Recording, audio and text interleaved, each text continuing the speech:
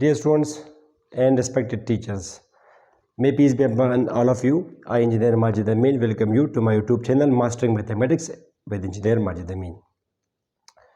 मैंने series start किया हुआ है जिसमें MCQs में सॉल्व करवाता हूँ आपके लिए।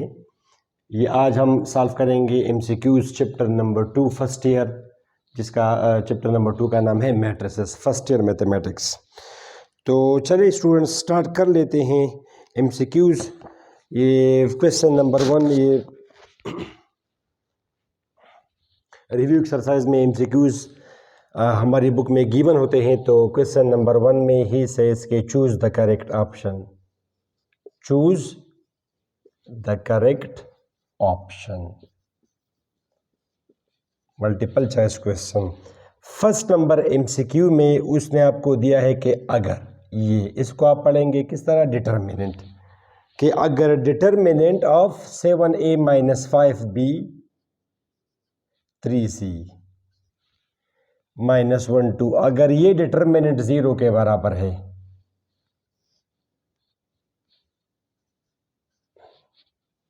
अगर ये डिटर्मिनेंट 0 के बराबर है, then which of the following is correct, then which of the following is correct. A number 14a + 3c, मतलब है कि इससे जो इक्वेशन आएगी आप सॉल्व करेंगे तो what will be that equation, 5b। C number 14a + 3c और D number 14a = 10b = 3c। जी स्टूडेंट्स, तो आपको पता है कि 2x2 डिटर्मिनेंट क्या होता है। ये फॉर एग्जांपल ये एक मैट्रिक्स है, दिस इज मैट्रिक्स ABCD, ये एक मैट्रिक्स है। मैट्रिक्स के लिए ये सिंबल है स्क्वायर ब्रैकेट्स, ठीक है। और सीधी सीधी जो लाइनें हम लगाते हैं इसको हम बोलते हैं, अब जब ये मैट्रिक्स है तो इसको हम बोलते हैं डिटर्मिनेंट। अगर ये वेक्टर हो तो फिर इसको हम बोलते हैं मैग्नीट्यूड ऑफ द वेक्टर। अगर ये कोई कम्प्लेक्स नंबर होता, जैसे ये कोई कम्प्लेक्स नंबर है 2 + 3i, तो इसको फिर हम बोलते हैं modulus of the complex number. अगर ये कोई रियल नंबर हो तो इसको फिर हम बोलते हैं एब्सोल्यूट। तो डिपेंडिंग ऑन सिचुएशन, आज चूँकि मैट्रिसेस है तो इसको हम पढ़ेंगे डिटर्मिनेंट, इसको हम पढ़ेंगे determinant of whatever is present inside, determinant of A, determinant of A. तो अगर 2x2 मैट्रिक्स हो तो डिटर्मिनेंट के लिए ये सिंबल, और we know how to find determinant, how to evaluate determinant, just multiply the diagonal elements minus then multiply the secondary diagonal, principal diagonal minus elements of principal. तो students ये आप करें इसको, तो चूँकि ये बराबर है 0 के, तो आप मल्टीप्लाई करें प्रिंसिपल डायगोनल के elements minus secondary diagonal, -1 3c = 0। ये आएगा 14a - 10b, just solution is required, जब 3c = 0। तो ये आपको गिवन है कि 14a ये 10b ये वाला बनता है, ये वाला सी नंबर ऑप्शन, ठीक है। 14a + 3c = 10b, इसको आप यहाँ पे शिफ्ट करें तो 14a = 3c = 10b, option number C is correct. Easy MCQ था फर्स्ट नंबर। ओके स्टूडेंट्स, अब आप ज़रा ये सेकंड नंबर करें। सेकंड नंबर MCQ ही सेज कि अगर a इसके बराबर है, A11 A12 means a 3x3 matrix is given generally. You are not given a specific matrix like 2 1 3 4 5, इस तरह नहीं। And Aij is the cofactor of किसी भी एलिमेंट्स के हम मालूम करते हैं cofactor is the cofactor of Aij and A। Students आपको पता है कि ये है एलिमेंट, जैसे अगर ये मैं कहूँ तो A23 ये एक एलिमेंट है सेकंड रो थर्ड कॉलम में, और ये है फिर उसका कोफैक्टर मालूम करने के लिए आपको पता है cofactors. Then the value of determinant is, then the value of A determinant is A11 A31 A12 A32 A13 A33। अच्छा, second option A11 A11 A12 A21 और A13 A31। A21 A11 A12 last one A11।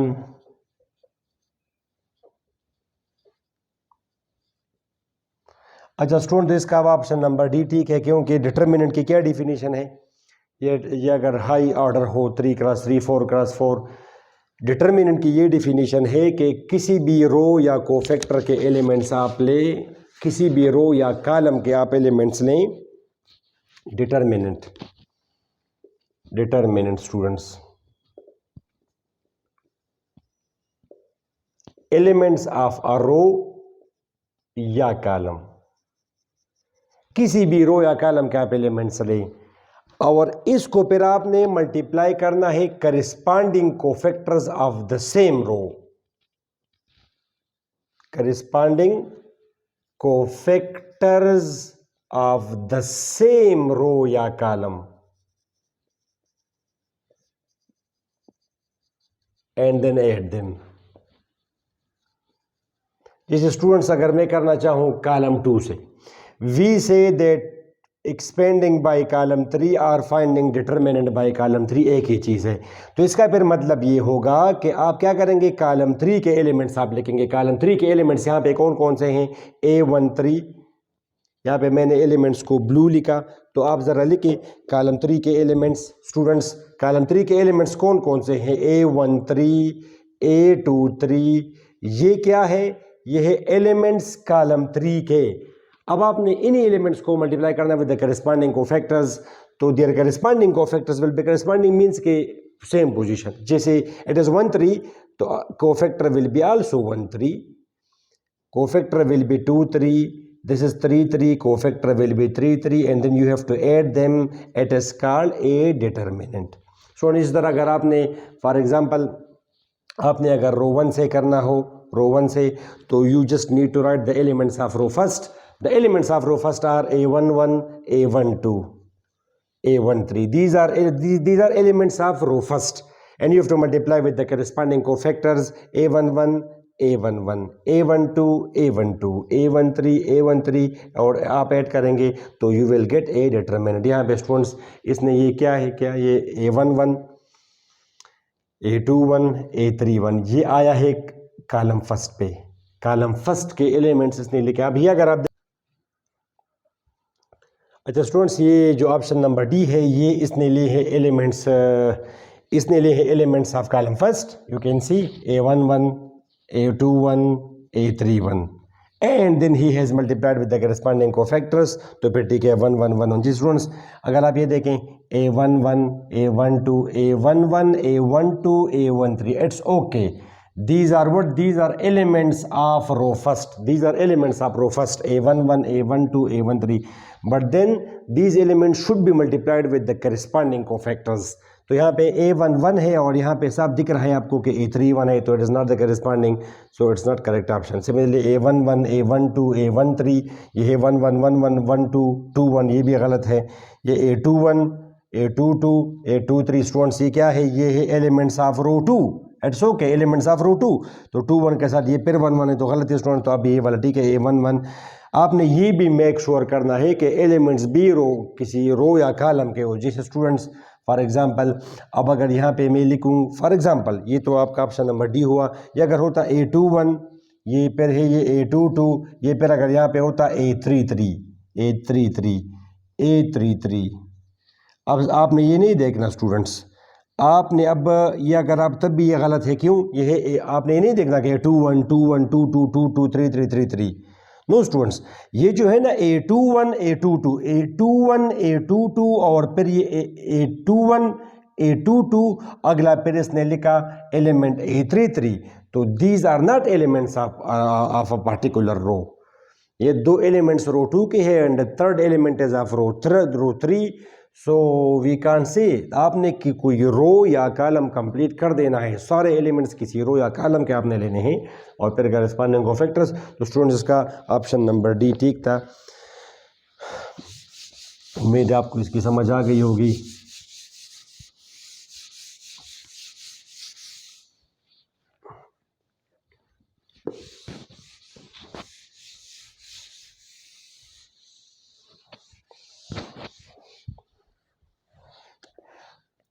ये तीसरा MCQ आप करें ज़रा। तीसरा MCQ कि अगर ए मैट्रिक्स अल्फ़ा टू अल्फ़ा, कि अगर ए मैट्रिक्स ये है और ए क्यूब का डिटर्मिनेंट 125 है, देन अल्फ़ा की वैल्यू बताएं।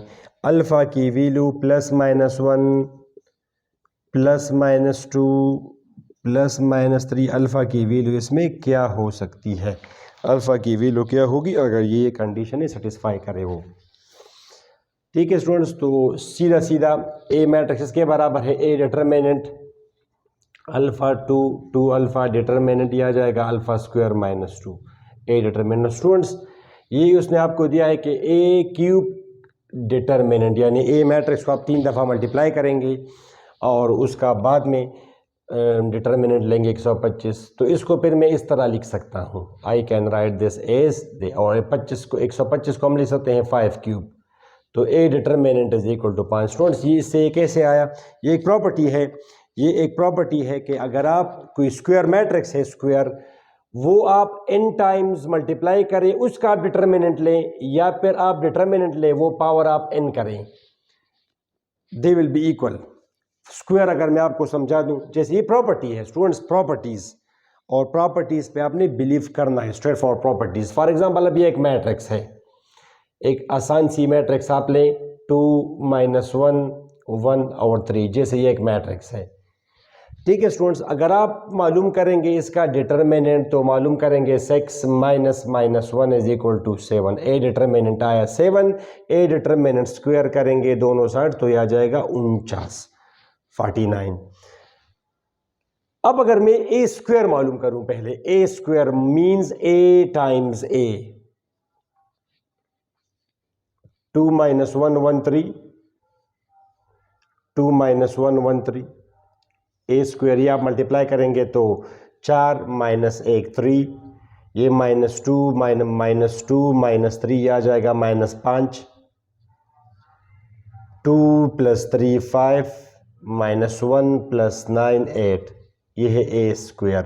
तो A square determinant you can see it is straightforward, it becomes 24 minus और -25, 24 + 25 इज इक्वल टू 29। तो students he has given you कि ए क्यूब डिटर्मिनेंट बराबर है 125 के, 125 इज एक्चुअली 5 क्यूब। तो ए क्यूब डिटर्मिनेंट आप लिखेंगे A determinant cube, basis powers are same, basis will be equal, तो ए डिटर्मिनेंट इज इक्वल टू 5। अब ए डिटर्मिनेंट की वैल्यू आप यहाँ पे लगाए 5 इज इक्वल टू α² माइनस 4 है, सॉरी ये 4, 2 टाइम्स 4, α² - 4 यहाँ पे आएगा 4 + ये 9 इज इक्वल टू α², तो alpha is equal to +-3। Option number C is correct. MCQ number 4 ये है कि अगर ए डिटर्मिनेंट बराबर है 47 के, देन ए ट्रांसपोज का डिटर्मिनेंट, तो I think it is a straight forward property. Determinant की ये कांट बी डिटरमाइंड, पता हम नहीं कर सकते, कांट बी डिटरमाइंड। ठीक है सुन, तो अब ये अगर आप देखेंगे ये प्रॉपर्टीज़ है फर्स्ट लेवल पे, तो there are 7 properties of determinant, otherwise there are 12-13 properties of determinant. तो out of among those properties there is one property which says के A transpose determinant and A determinant will be equal. और determinant तो हमेशा हम करते हैं किसी square matrix के लिए। तो कोई स्क्वायर मैट्रिक्स हो उसका अगर आप ट्रांसपोज करें तो जो मैट्रिक्स का डिटर्मिनेंट है that will be also determinant of a transpose. तो हियर गिवन है कि a determinant is equal to 47, तो if you take transpose then take determinant, it's answer will be also 47। Property है प्रॉपर्टी नंबर 4, ये MCQ number 4। अच्छा, अब ये MCQ number 5 पे आप आ जाएं कि अगर डिटर्मिनेंट ऑफ ए, अगर डिटर्मिनेंट ऑफ ए बराबर है 5 के, देन 15 मल्टीप्लाइड बाई ए का डिटर्मिनेंट क्या होगा। यानी ये अगर आप करेंगे तो सिंबल में इस तरह ए डिटर्मिनेंट बराबर है 5 के, तो 15 टाइम्स ए बराबर है किस चीज़ के। यानी अगर आप मैट्रिक्स ए को 15 से मल्टीप्लाई करेंगे उसका फिर आप डिटर्मिनेंट मालूम करेंगे। तो ऑप्शंस आर गिवन 2 2 5 75 375 और साइज भी आपको लाजमी गिवन होगा। और A is a 2x2 matrix, where A is a 2x2 matrix. Students, this property, ये एक प्रॉपर्टी है कि अगर एक मैट्रिक्स है, for example A is n cross n matrix, अगर A n cross n matrix हो और उसका डिटर्मिनेंट बराबर है फॉर एग्जांपल D के, जो भी आप करें D या लेम्डा जो आप लिखना चाहें, तो फिर उस मैट्रिक्स को अगर हम K से मल्टीप्लाई करेंगे where K is some number, K is some constant, real constant, तो उसका डिटर्मिनेंट क्या होगा। यानी मैट्रिक्स ए को मल्टीप्लाई किया K से, जैसे यहाँ पे K की वैल्यू 15 है, मैं अगर 3 करूँ तो 3 टाइम्स A, उसका पे डिटर्मिनेंट क्या होगा। तो प्रॉपर्टी ये है कि इस नंबर का आप ये पावर करेंगे, जो नंबर आप मल्टीप्लाई करेंगे उसका आप ये पावर करेंगे और मल्टीप्लाई करेंगे A डिटर्मिनेंट के साथ। तो स्टूडेंट्स, यहाँ पे आपने 15 का, इसका जवाब फिर क्या होगा, इस मुनासिबत से उसका जवाब क्या होगा स्टूडेंट, उसका यहाँ पे है 15A डिटर्मिनेंट। तो इसका आपने वो ये ऑर्डर n क्रॉस n, यहाँ पे 2x2, 15 times 2 multiplied by A determinant.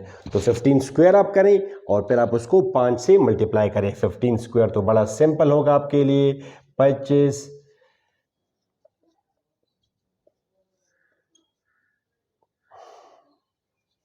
225 और A डिटर्मिनेंट बराबर है 5 के, तो 5 टाइम्स 5 25, 2 10 11 12 1 ये 12, ये स्टूडेंट्स ये ठीक है ना, 225 मल्टीप्लाइड बाई 5, ये आप कर सकते हैं 5 2 10 11 12 2 1 10 11 11 25, option number D. Easy MCQ था। ओके, लास्ट एमसीक्यू जो कि इसमें है वो है एमसीक्यू नंबर 6। ही सेज कि अगर a बराबर है 3003, then a power n, where n belongs to some natural numbers, where n belongs to some natural numbers, और ये आपको गिवन है कि 3n 0 0 3n 3003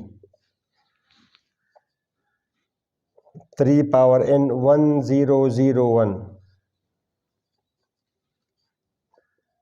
a 2x2 identity।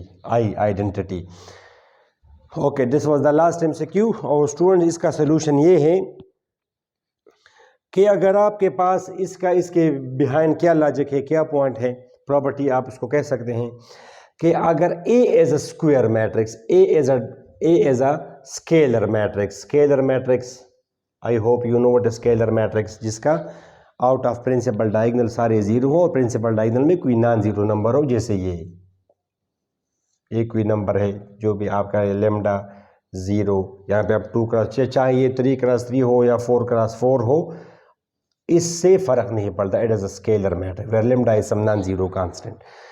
तो a पावर n की वैल्यू क्या होगी अगर आप a को n टाइम्स मल्टीप्लाई करेंगे, जैसे a स्क्वायर की वैल्यू क्या होगी, a स्क्वायर की वैल्यू, तो a पावर n की वैल्यू ये होगी लेमडा पावर n, आपने प्रिंसिपल डायगोनल्स के एलिमेंट्स पर यही पावर लेना है। तो यहाँ पे आप इस लिहाज से ये है लेमडा की वैल्यू यहाँ पे 3 है, 3 और n, तो 3 पावर n, फिर आप ये ऑप्शन नंबर सी, फिर आप 3 पावर n कॉमन करेंगे। स्टूडेंट्स, यहाँ पे अगर मैं आपको कहूँ कि a स्क्वायर की वैल्यू क्या होगी, तो आप अगर इस तरीके, तो a square it's easy, you can solve but if he gives you a power 21 तो it's will be much difficult for you to calculate. ये प्रॉपर्टी आप इस्तेमाल करेंगे, जैसे ए स्क्वायर यहाँ पे मैं करा दूँ, मगर डायरेक्ट आपको पता होना चाहिए कि A square will be equal to 3 square, simple is that. 3 0 0 3 a times a times a times a square. ये आप करेंगे स्टूडेंट्स, ये मल्टीप्लाई करेंगे तो 3 स्क्वायर और 0 स्क्वायर, बस 0 स्क्वायर 0। ये अगर आप मल्टीप्लाई करेंगे तो 0 प्लस 0 इज 0। ये आप करेंगे तो 0 जमा 0 इज 0, 0 जमा 3 3, 0 मल्टीप्लाइड बाई 0 0, 3 मल्टीप्लाइड बाई 3 9, या 3 मल्टीप्लाइड बाई 3 3 स्क्वायर। ठीक हुआ? तो स्टूडेंट्स ये आपके थे MCQ चैप्टर नंबर 2 के। उम्मीद है आपको इससे फ़ायदा हो गया होगा। Don't forget to subscribe my channel. अपने फ्रेंड्स के साथ ज़रूर शेयर कीजिए ये, क्योंकि MCQ थोड़ा सा उनको डिफ़िकल्टी होती है समझने में, तो उम्मीद है इससे उनका भी फ़ायदा होगा। अगली वीडियो में हम करेंगे MCQs चैप्टर नंबर 3 के। टिल देन टेक केयर, अल्लाह हाफ़िज़।